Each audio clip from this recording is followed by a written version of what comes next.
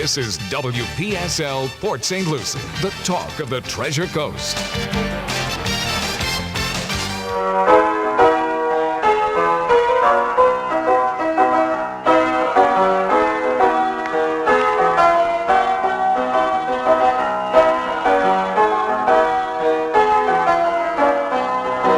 It's 11:07 at WPSL 1590. The talk of the Treasure Coast. You're on Ask a Rabbi. And this is Rabbi Shafir Loeb of Congregation Eitz Chaim, your Jewish home on the Treasure Coast. And a good morning to all. I'm excited because my technology appears to be working. That's always a good thing as I sit here in my little padded area. Yeah, it's that's why that little camera's amazing. The little, the miniaturization in technology is amazing. It's one of the favorite lines that when I talk about times like biblical times or anything historic, as in more than 100 years ago or 200 years ago, if you want to get before photography, right? Then, there wasn't video. There wasn't all of this ubiquitous cell phone recording. And, as I tell people in the Garden of Eden, there was not MSNBC, Fox News, CNN, none of those.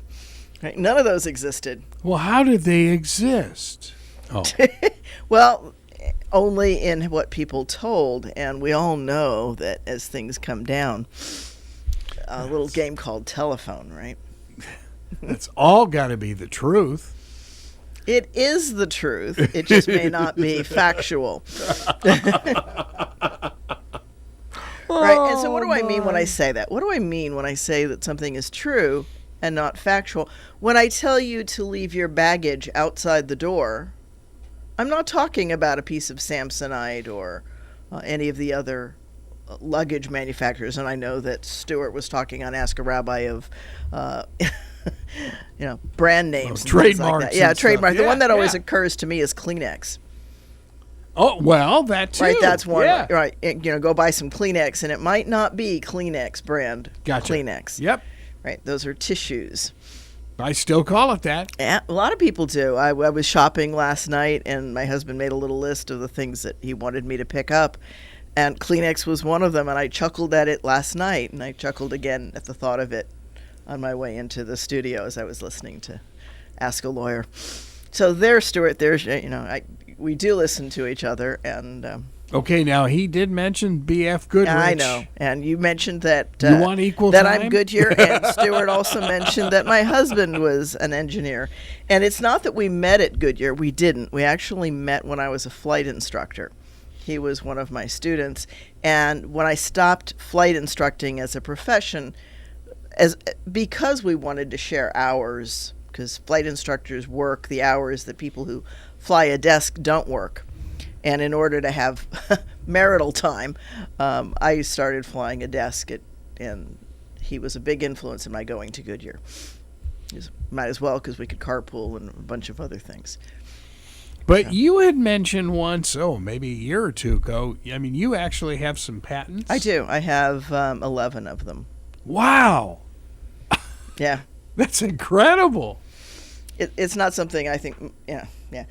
They're not worth much to me. I've got this cute little plaque with a Goodyear logo on the front, and in microscopic print that with my current over 40 eyes, I need significant Yes. enlargement to see are the numbers of the patent. And just to intimidate you, they have 4 columns on the back on which they engrave these little tiny numbers. And 11 only gets you to the bottom of the first column. Wow. Yeah, so they obviously plan on people doing many of them. And some people do. There were people there who had many double-digit numbers. Wow. Depends, partially it depends on where inside Goodyear you work. Are you in a product development category? I also have trade secrets to my credit. Those get engraved on there too. Trade secret, of course, is something that can't be protected by patent, but is something that helps make a tire better, or in the case of Goodyear Tire, for a company, it makes a product better.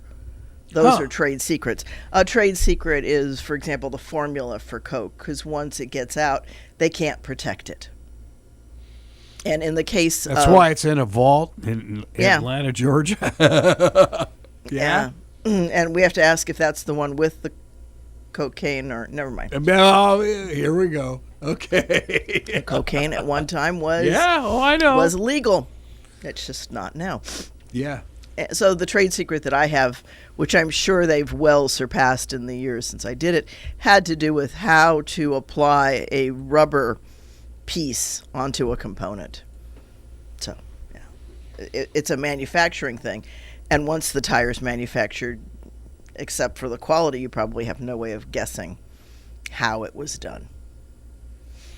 Interesting. So that's Wow. a trade secret. Yeah. Something Okay. that makes the product better for the company and therefore theoretically for the customer as well.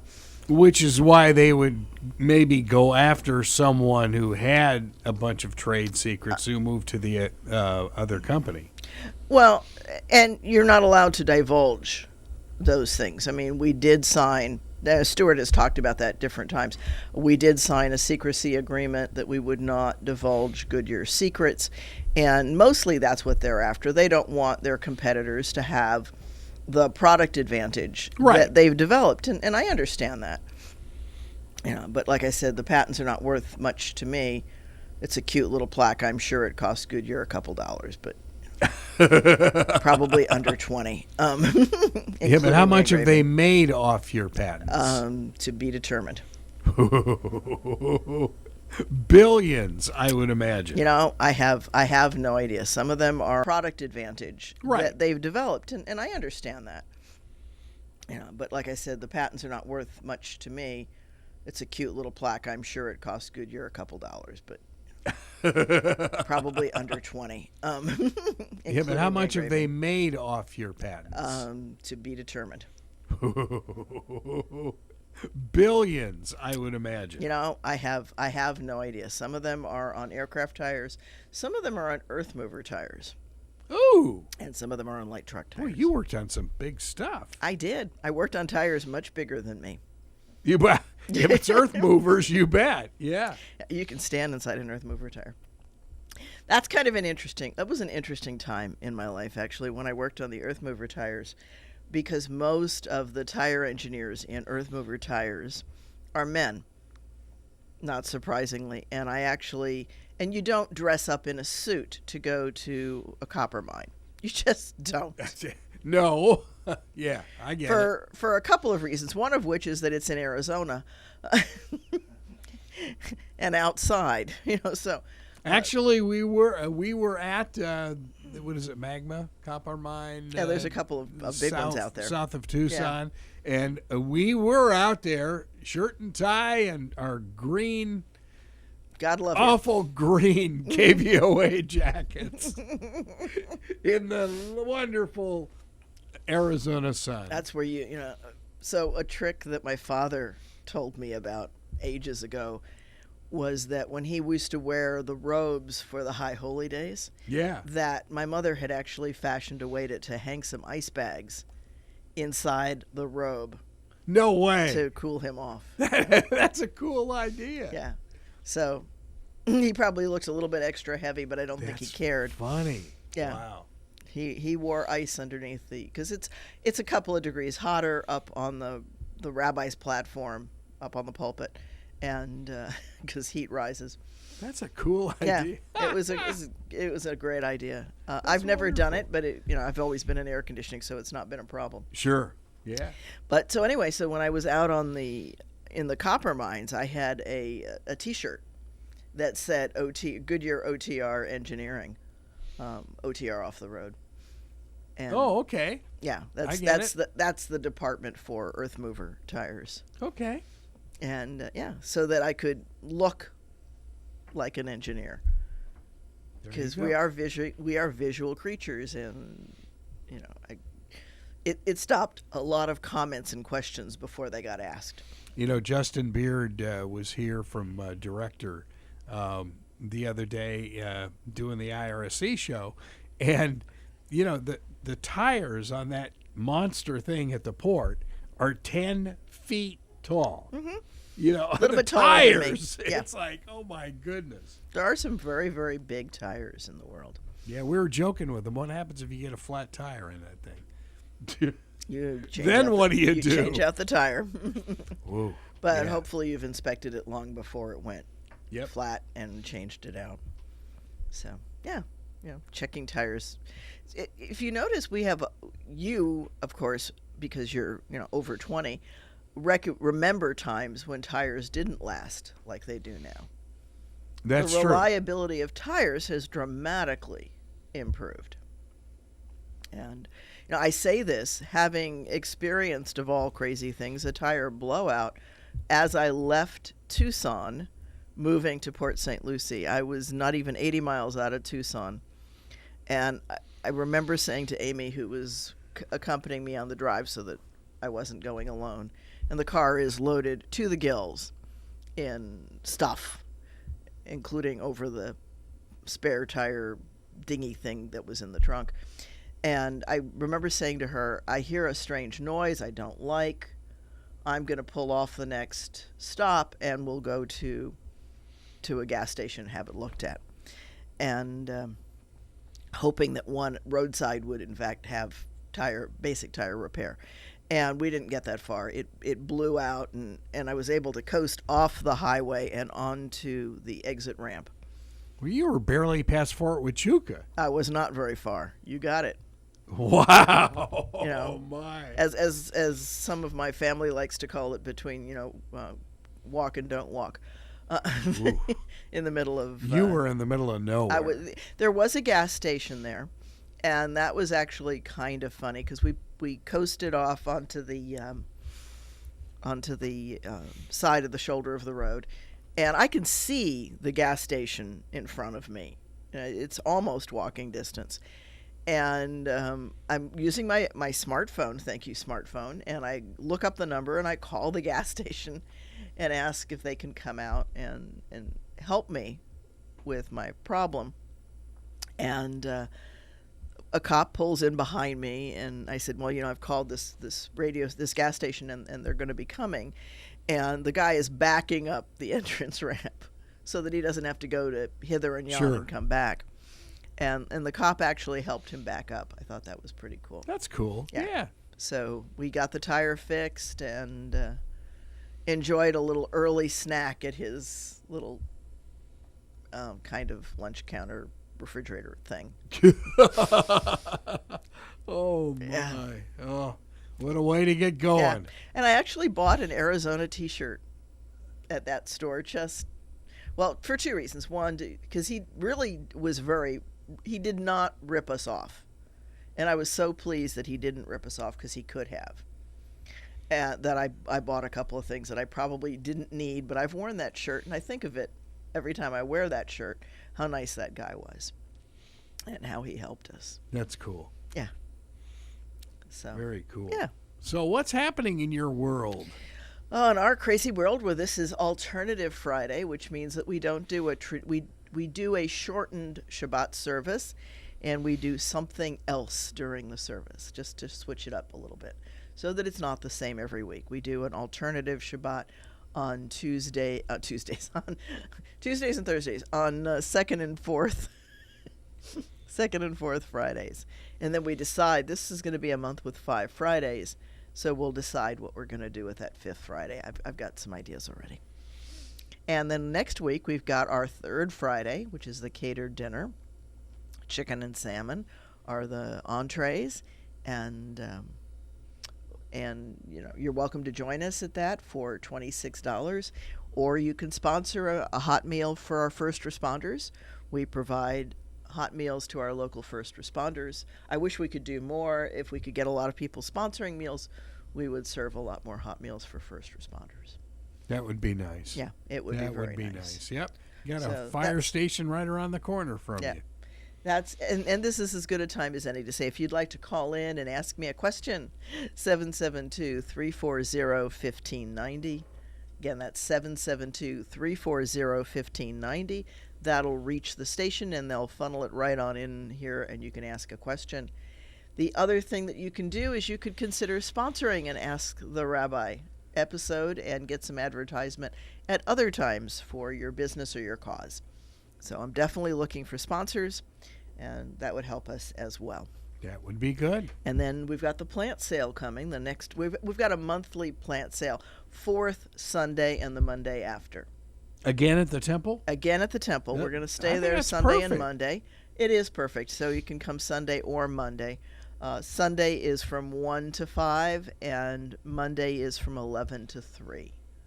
And come and find something to take home and love that is growing well in the heat of Florida. Lots of pretty things. I actually just potted up some new stuff. You posted a picture on Facebook of the unbelievable looking The white flower. Yes. Well, that particular one from 8 years ago, that's the Queen of the Night. That's from It's Tohono gorgeous. Chul from Bloom Night. It was the last Bloom Night that we went to before we moved. It was exquisite. This also the one time I ever got choyed. Was You got what? choyed. Uh, A choya cactus. You remember choyas, don't you? I remember choya cactus. Yeah, well, I reached You down to didn't get sit a on picture. one, did you? I did not sit on it, but boy, I got it right in Oh. the back of that hand, because as is the case with choya, you are doing something else, and the choya is in the way. We had those in the parking lot. Oh, they're They everywhere. gave me away. They're everywhere in Tucson. Oh, wow. I tried to get as many of them out of my yard as I could, because they're an impressive cactus. It does not take much to reach them, and you don't see them until you think they jump at you. They really don't, but they're easy to snag. Well, they do, though. They did in the parking lot. If you parked in one of the slots. Like the tree jumped in front of my mother's car. Yeah, I got it. it was like, and you parked just in the right angle. Bam! Right Yeah. into the tire. Oh, they're strong enough to go into the tire. They're impressive. And that little hook on the end is Yep. something you notice. But in any event, I was reaching down with my camera to get the perfect shot, and the pain was impressive. Oh, God. So I remember that well too. Wow. I was a little more careful with my camera and my hands after that. Wow. But yeah, Bloom Night, anybody who lives in and around Tucson, Bloom Night is something to behold. And I'll give a plug to Tohono Chul. We were members when we lived out there. They actually still email me because I've maintained it for a little while. I haven't anymore because I don't get out there. And but yeah, go to Bloom Night. And for members, they've got Bloom Morning, which is you can come out in the morning, early morning hours before the blooms have closed, and still see the beauty of the Queen of the Night. The Queen of the Night, I've got one in my patio. And it has never given me a bloom, so it's not happy enough. But it's almost big enough now. Cactus has to grow to a certain size before it wants to bloom for you, typically. What about age of a cactus? Does it? Well, that's part of it. 'Cause, Yeah. and they grow slowly, right? I've got 2 saguaro in my backyard outside, and I've got the Queen of the Night. Like a saguaro? A saguaro. They're about, maybe 2 feet high. Wow. So grown from a baby, and That's, yeah. Yeah, it'll probably take 20 years for that thing to grow. Yeah, all that way. I'll never see it bloom because Yeah. they've got to hit. They've got to. Well, maybe I'll see it. They've got to be 30-ish to bloom. Wow, really? Yeah, and I they didn't will know grow. that. They will grow in Florida as long as you put them a little bit elevated so that they and in good soil so that they drain. They do not like to sit with their feet wet. They're one of those plants that if you make their feet wet, they get very unhappy, and they rot. It's very simple. Speaking of feet wet, how are some of your students doing? My summer semester students. As they're getting their feet wet into education. Oh, they definitely are. Yeah. It was, okay, so I'm going to share a funny comment that I had. One of the courses that I teach is philosophy, and it covers a number of subjects. It covers ethics, it covers religion, it covers, all different kinds of things. And the unit on religion, of course, there were religious questions. Sure. And one of the questions had to do with Pascal's wager. Pascal's wager, for anyone who doesn't know, is that it is better to believe in God and find out that you're wrong. This is a shorthand version of it, than to not believe in God and find out you're wrong. It's Almost sounds agnostic. in some ways. It's an interesting argument, and tearing into I've never heard that before. Yeah, Pascal's wager. Pascal of math fame. A lot of mathematicians were philosophers. There's a connection. Really? Philosophy's everywhere. That's why a PhD is a doctorate of philosophy. That's another one of the questions. Why is the terminal degree a PhD, a doctorate of philosophy, Yeah.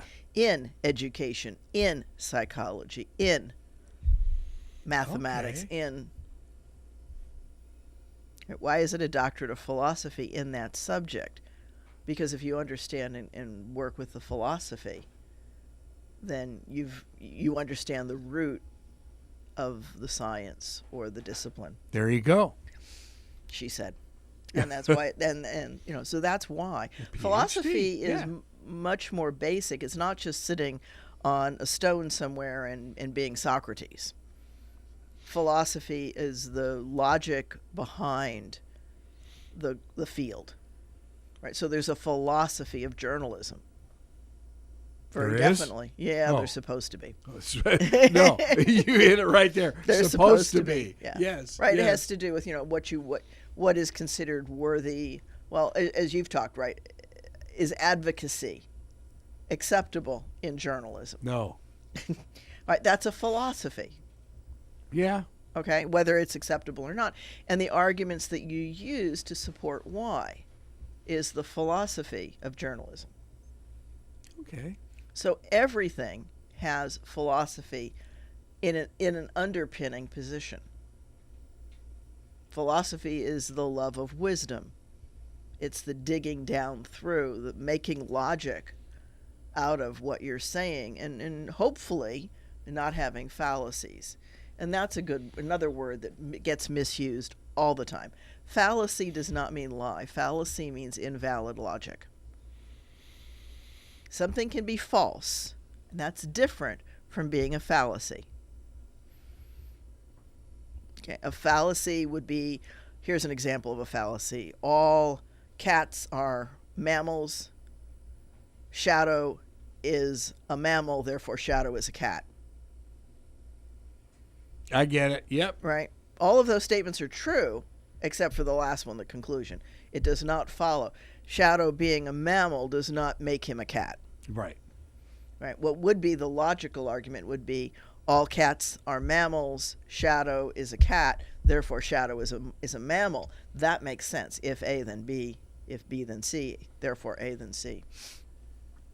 You've got to have logic to it. But we often see that misconstrued kind of stuff. Appeal to popularity, awfulizing. There's all different kinds of ways that people talk themselves into problems that aren't real. And those are fallacies. Fallacies of logic. They're politicians. Some of them are. Some of them are. Politicians, well, that's actually one of the papers that my students have to do in the creative thinking, creative writing, rather. Critical thinking and creative. Critical and creative. I'll get it yet. Sorry about that, Dr. Cohen.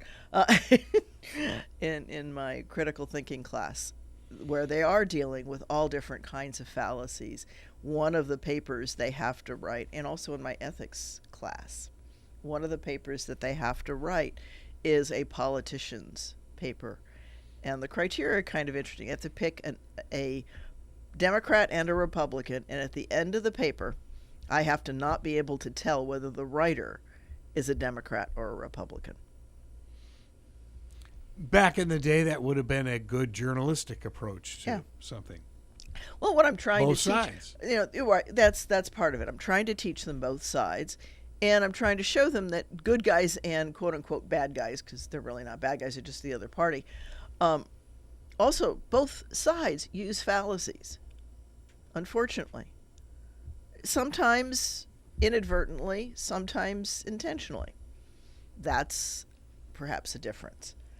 between individual politicians, and it's something to look at.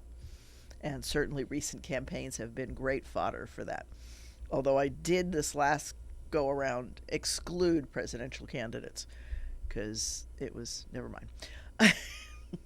It was just an interesting battle. So the last one was Florida politicians. It's not necessarily fallacy, but folly. We're not going to go there.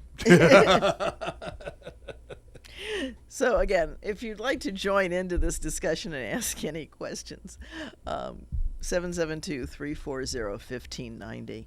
And now to flip back into what I really was going to talk about this episode, which was I was going to go back into the story of Adam and Eve back in the garden with our discussion of what's true and factual. Whoa. Do we have video of it? No, we don't. Oh, okay. Yeah, Fox News wasn't there, CNN, MSNBC. None of those were in the garden, unfortunately. If they were, it would probably be banned anyway. Just remember, they were not covering those critical parts. Interestingly, HBO after midnight. Yeah, definitely after midnight. It was, it was an X-rated story because they're not clothed. Not clothed until after they enjoy the fruit. So here's a couple of questions for people. How did it become an apple? Because it surely was not an apple in the original telling. Apples don't. Whoa, wait a minute. Apples didn't grow at that time in that part of the world. Whoa. It probably would have I been didn't a know that. pomegranate, a date, a fig, something that grows in Deserty climes. in that part of the world, in Persia / Asia / Middle East, that area. Okay. Yeah. Because if somebody had said it was an apple, people would have gone, huh? And looked at them like, what's that? Wow. Apples, however, did grow in Renaissance Italy. And that is how it comes to be an apple. A couple of artists looked out the window, and since there wasn't Fox News, MSNBC, and CNN, the closest thing we had were Renaissance artists. Leave it to our Italians. They loved to paint. They loved to paint biblical scenes, and so they used their imagination. They looked outside, and the apple was a beautiful tree under which two people could sit and enjoy the afternoon, and so it became an apple. So what's the story about? And here's the Jewish understanding of the story of Adam and Eve, because it is different. Because Christian theology is pinned into that being a terrible thing. It was not a terrible thing. It was the story of growing up. For example, let me start and ask a couple of very basic questions. If I were to put a plate of chocolate chip cookies on the table Gone. and walk out and say, I'll be back, Gone. don't touch them, right? Yeah, right. Yeah. They're not going to last very long, particularly if you are approaching puberty, i.e. preteens, middle school. Wow. Ooh. Whoa, wait a minute. Right. They're not babies. They're not 3-year-olds. No, I get that. Okay. They're approaching puberty. I've always said that if the tree had been identified as a cherry tree, it might have been a little more obvious to people. Okay, using a different allegory. Not going to say anything. Okay. Right. So it's the tree of knowledge of good and evil, right? Because they're innocent. And when do you pass from innocence into knowing what's right and wrong? It's not at the age of 3. It's not at 25. Although we could argue that, since the prefrontal cortex is not fully developed until that age, it might well be. But you know what's right and wrong. You might not have the good judgment to do what's right as a teenager. Why you have the bar and bas mitzvahs Bar and bat. at that Right. age, and then confirmation on the Christian side. Right. And that is because those are critical ages when you're trying like crazy to pound a little bit of maturity into that adolescent mind and give them some pause to think and some discipline so that they see that they can say no. They don't have to give in to every urge. And that they don't know everything. Yeah, imagine that. They don't learn that till 30. If you're lucky, they learn it by 30. Yeah. Yeah, seriously, we have a saying, right, that judgment comes from experience, and that experience comes from bad judgment. Ooh. Yeah. Because we learn by the things that we survive that were mistakes. And we don't survive all of them. We don't survive all I of them. get it. So Adam and Eve is a story of adolescence discovering each other in the privacy of the tree. The snake is not Satan. The snake is not the devil. Judaism doesn't hold those concepts. We don't believe. Yes, there is Satan, a character in scriptures, but it's not the devil. It's not a fallen angel. Nowhere does it say that an angel falls. Thank you, Zoroaster. There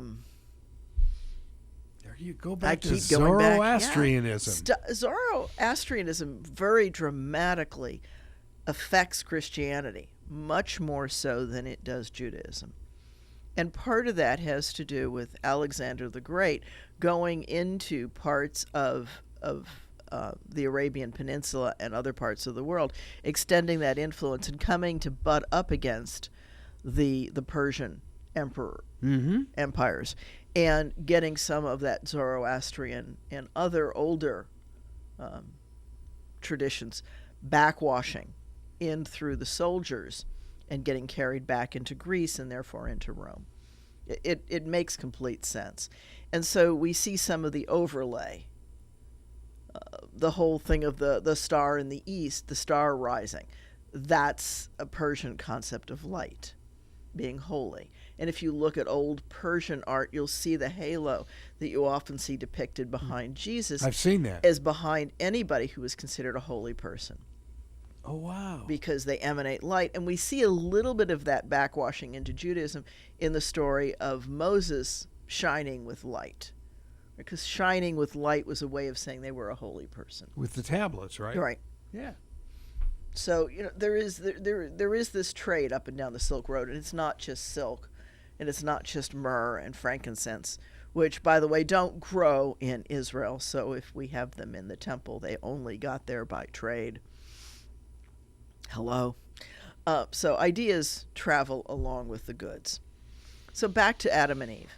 They're adolescents, and what they discover is each other, because if somebody says don't touch it, is God less intelligent than today's psychologists? I don't think so. Right? I think God's pretty clever about knowing that people are going to touch the fruit. It's too tempting. The hormones are flying. So why does God set Adam and Eve up for this kind of failure? Couple of reasons. One, Judaism says that God created angels before God created human beings. And angels do not disobey God. They don't. Period. They can't. They're hardwired. So they run around praising God, and that's not very rewarding. If you tell somebody, tell me you love me, it doesn't, and they say I love you, it doesn't feel the same as if they come up with it on their own. And so we'll come back to that because I see that we've got a question with Jerry on line 1. So thank you for calling in, Jerry. Oh, good morning. I just tuned in, and you were talking about fallen angels, and I wondered about the term seraphim, if I'm pronouncing it correctly, and was that a fallen angel? And I would also like to know if Alexander was the son of Philip II. I was wondering about those two things, and I'd like to listen off air if that'd be okay. Yeah, sure, not a problem. So Jerry is asking what is seraphim, and and also a little bit about Alexander the Great and who he was and how he came to be. Okay, so seraphim does not mean a fallen angel. It's a holy being, and they play an interesting role. They fill in here and there where somebody's needed in the story. And Alexander the Great, I confess that in the moment, I am forgetting who his father was, but his teacher was Aristotle. Alexander the Great's father hired Aristotle to teach his son, and he taught him all kinds of wonderful things, including the inferiority of women, which he then carried throughout. No, there was sexism back then? Oh, you think? Yeah. By some people, anyway. Right? The idea being that women are smaller, therefore their brains are smaller, as if size measures intelligence. Because it really doesn't. Dinosaurs were not the brightest creatures on the planet. And they had much bigger brains than humans do. Okay. Right. But how many of them flew to the moon? Yeah, not too many. Okay. Some of them probably tried, and I think those are birds now. Yeah. So anyway, so those are some answers, hopefully, to Jerry's questions. But no, it's not. Judaism doesn't hold that any angels ever managed to disobey God, because that would imply that God couldn't create what God created. And so Jewishly, that's a huge problem. That would be a very big problem. That would mean that God is far from perfect and doesn't know what God is creating. And so on the idea that God does know what God is creating, God has created humans to have free will. Mm-hmm. The story of Adam and Eve is about two things. One, Adam and Eve have to know. Adam means human, by the way. The word Adam is a human. Oh, okay. I Okay. never knew that. And Eve's name means life. Huh. So think about that a minute, right? The giver of life. Yeah. Okay, so the names tell a little bit more depth into the story. So humans have to be able to disobey God, because if you can't disobey God, then you don't have free will. Right? What Judaism says is that God contracts, God puts limits on God's self so that humans can have free will. That doesn't mean that you're not going to be part of the overall plan, but you have free will to interact with your environment and with others as meets your physical and mental and emotional capabilities. I don't understand. And, you always say God doesn't make junk. Yep. Thinking of those say folks in ISIS, thinking of those folks, in Africa who are slaughtering people, how they exist. They exist because they devalue others. And I'm going to really throw a big notch on you. Is it okay for slaves to work for you? Ooh. Is there any difference from buying fabrics from factories that use slave labor? Yeah. Because it's $5 less than the one who doesn't use it. Is it okay to pollute the world and kill people and cause birth defects to save $5 on a piece of clothing? Whoa. Yeah. You're really throwing a curveball now. Whoa. Yeah. So it's not, and it's not that I'm saying that that's equivalent, but what I'm saying is that that's a scale. How much do you value the lives of others? And when, let's look at American history. Granted, we didn't have the bulk of the slave labor that came to the Americas. Most of it went to South America and the Caribbean, but enough came here. Yeah. Were those human beings treated like human beings, or were some of them just killed because It was expedient. Well, were our Indians treated like Oh, humans? yeah. What about Indians? What about purposely giving them diseased blankets? There's a lot of things to not be proud of in history. And if and if we want to whitewash that, right, and ignore it, then we're only telling half the story. So, yeah, all of us can get better. All of us can get better Sure. and be more mindful, more responsible, more conscious. And what's happening with ISIS and things like that is more a socioeconomic issue. Those things are happening in a lack of proper development tools being available. They're not being taught by their parents and their schools and their government to treat others with respect. Well, obviously, yeah. And just as a bully in school doesn't treat others or himself or herself with respect, it's bullyism gone to an out of control. It's gang warfare on a larger scale. Yeah. Right? You were in the Watts riots. Sure. Yeah. Was that okay? Was that not as horrific in its own way? Right? People were being hurt, injured, and You killed. bet. You bet. So, is it okay to carpet bomb? Is it strength or is it weakness to deal with these issues?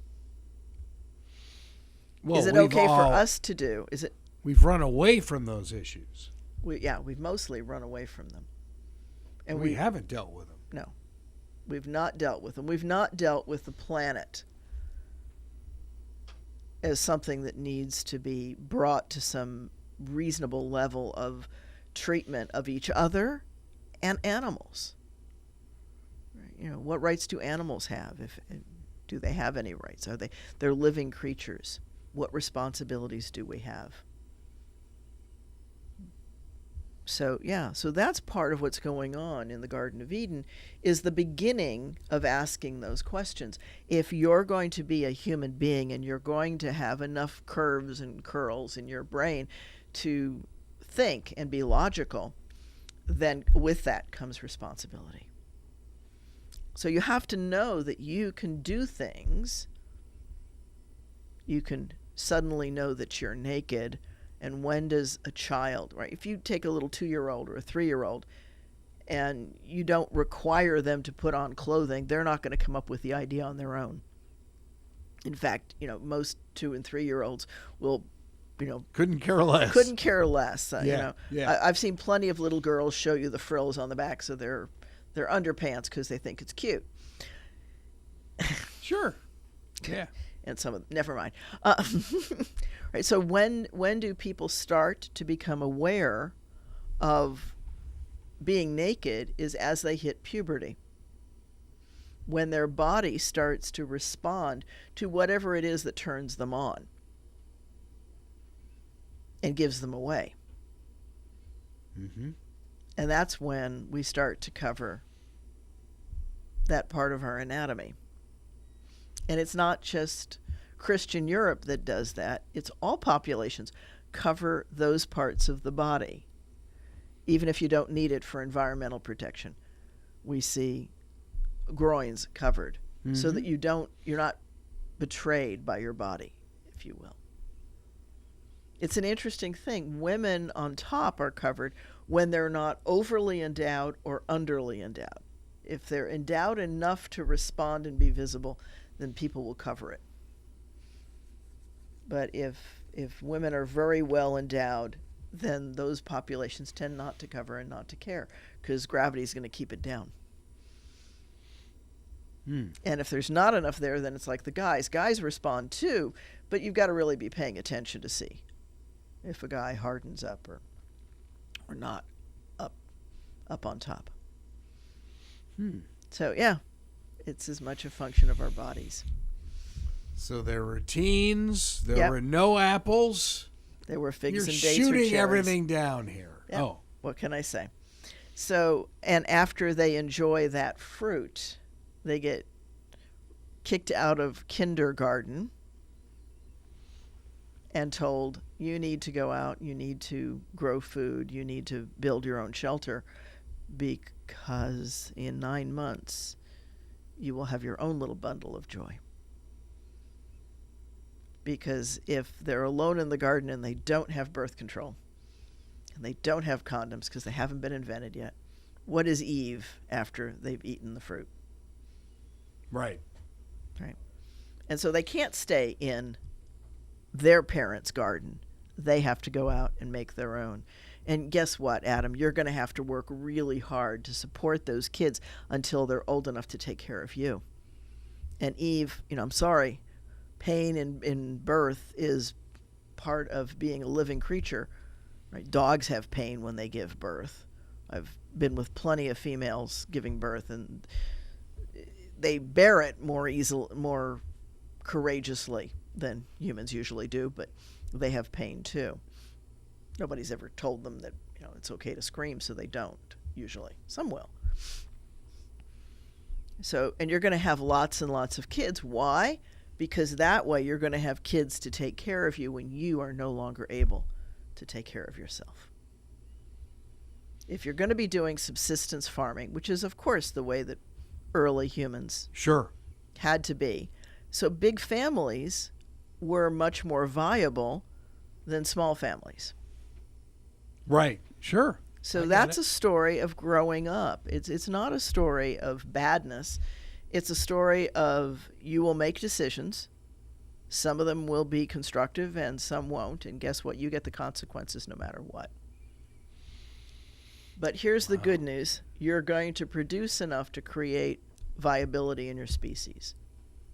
Go out, be fruitful, and multiply. Until there's enough of you on the planet to know that you're viable. Which means not indiscriminate breeding, if you will. Then you have the Chinese government saying one child. Oh, and they certainly have discovered that there are unintended consequences to that one. Surprise, surprise. Yeah. We don't have enough people. They're actually doing things now governmentally to limit, some of them actually just started in July, they're limiting what some of the additional training programs can charge, because it's getting so expensive to have a kid that Chinese families are not going beyond the one child simply because it's so expensive. Oh boy. And so they're now trying to limit the cost. They really need to do some radical re-engineering of some of the decisions they've made in the past. And right now they're trying to put Band-Aids on gaping wounds. Yeah. One child was not the best plan. That was a little too radical, besides which many Chinese families have 2, 3, and 4 kids if they can afford them. They always could have more. They just had to pay the tax. As you always say, it comes down to money. It always does. Money is God. shorthand for power in a lot of ways. And those who have a lot of it, have a lot of it. And they get to make different decisions. Now, this is, it's an interesting thing. One of the things that the Chinese government does is it supplies free education to all of its citizens. There's a downside to that sometimes people are not aware of, which is that they only have limited seats on that free education, which is one of the reasons why we see a lot of Chinese students in other schools if the family has the money to do it. Wait a minute, back up here. It's not like in America, if you want an education. Right, public schools. You've got public schools up through grade 12, right? And,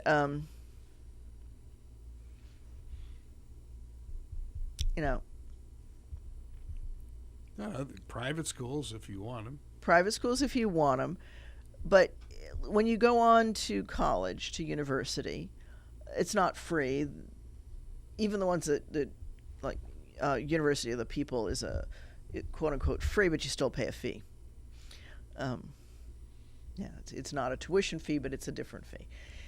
And but you can find a place to go to school. It might not be your top choice. You might not be able to get into Harvard or Yale or U of P or any of the Ivy League schools, but you can find a place to go to school. Sure. Right. You know, Indian River is open enrollment. Anybody who's got enough credits in high school can enroll at IRSC. So there's a place where you can find an education. Yes, you have to pay for it. In China, that's not the case. There are X number of seats available, period. And so there's very, very fierce competition to get into those seats. And that's why the families pay a ton of money. They've got public education too, but they pay a ton of money to put the kids into schools that are more likely to pass the exams and get the high grades so they can get into the university. Which is why those kids are with you as a tutor. Right. Wow. And that's, I didn't know that at all. I just thought it was. Yeah, because they have to score really high in English, and if they don't have people speaking English around them, that's going to be hard. Right. A lot easier on people who live in Hong Kong and Shanghai that have a lot more English speakers. I can always tell quickly when somebody comes from those areas because their accents are different. Their habits are different. So they've got to do English, math, Chinese, and a whole bunch of other things, the sciences. They've got to score really high on these exams in order to get one of those free university seats. Wow. So, yeah. Whew. Okay. Whereas, so it's a different kinds of systems. And so that's why we see a number of Chinese, if they're wealthy enough to get out of the country, they'll go to school somewhere else, sometimes starting in high school. If the kid didn't score high enough out of middle school to get into the right high school, they'll very often put them in a high school somewhere else, particularly if they've got family in that area. Families do what families have to do. Yeah, It's an old at story. one point it was 60% of UCLA was Asians. Yeah. Yeah. And that's part of the reason why they've got that really strong imperative to want to learn. It's a cultural thing. So there are cultural influences. And so, the worst terrorist, I think, is Boko Haram. But we don't hear about them because their victims are Muslims. Yeah.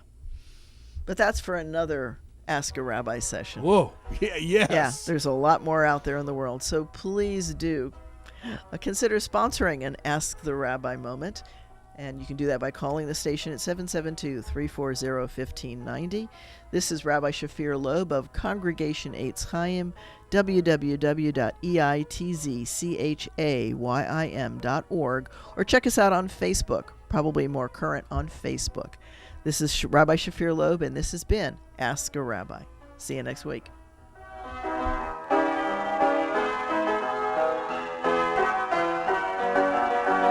You've been listening to Ask a Rabbi right here on WPSL, Port St. Lucie, talking the Treasure Coast, the webcaster to the world.